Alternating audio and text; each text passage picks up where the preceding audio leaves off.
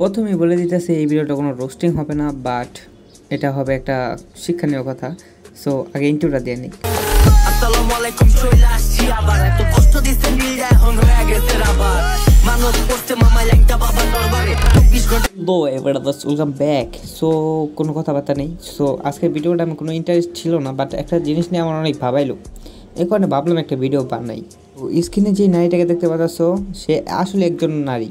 কারণ কি জানো? কারণ এর মানে সে এতটা পপুলারিটি পাইছে যে তার ফেস স্ক্যাম ছাড়াই তার মিলিয়ন মিলিয়ন সাবস্ক্রাইবার রয়েছে।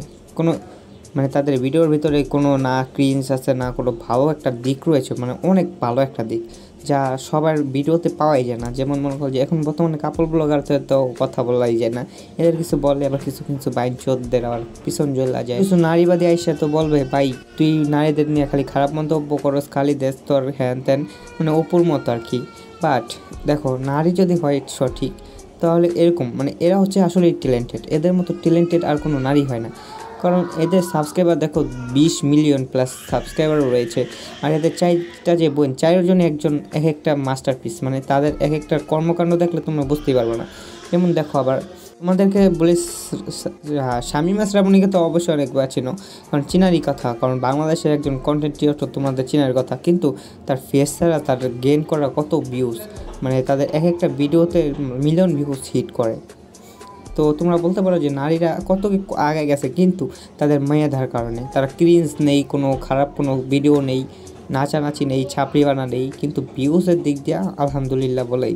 কারণ এদের ভিডিওর কোয়ালিটিটাও যেমন, তাদের মাইন্ড সেটআপটাও সেই রকমই। আর তোমাদের ফারজানার একটা ভিডিও ক্লিপ দেখাই, দেখলে তোমার ভালো লাগবে মনে হয়।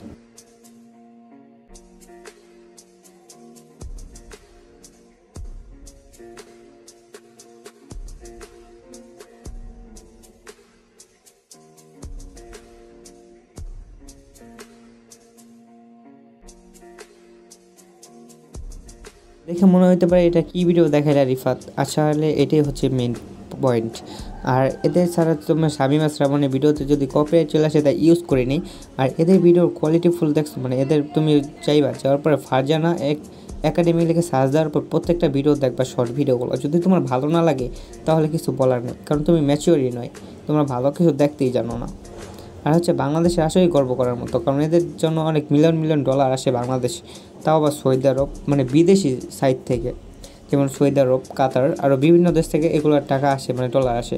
আর বাংলাদেশে যেগুলো, ওগুলো তো মনে হয় যে বাংলাদেশে কী কইতাম, খারাপ কথাটা কইলাম না, এরা ওই রকম রোস্টিং ভিডিও বানাইতে নেই।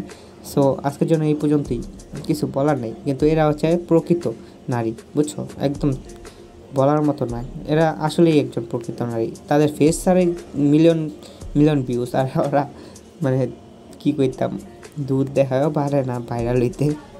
সব জিনিস একটা ট্যালেন্ট দরকার, ট্যালেন্টটা থাকে কারদের, যাদের মাথায় জ্ঞান বুদ্ধি থাকে। টিকটকার ছাড়া এগুলো তো আর টিকটকার না, বুঝো নাই? এগুলো হচ্ছে সবচেয়ে বেশি হলো জ্ঞান দরকার। যাদের জ্ঞান নেই তারা তো মনে করলে কাপড় ব্লক, হ্যান্ড ব্লক, ত্যান ব্লক লাইগা যায়। কিন্তু এদের মতো মাইন্ড সেট আপ যাদের, তারা কখনো শরীরটাও দেখায়নি। আমি তাদের প্রত্যেকটা ভিডিও দেখালে 2-1টা ভিডিওতে ইন্টারভিউ আর প্লাস কয়েকটা ভিডিও, তাও আবার পর্দা করা ছিল প্রত্যেকটা ভিডিওর ভিতরে। যাই হোক, আজকের জন্য বিদায়।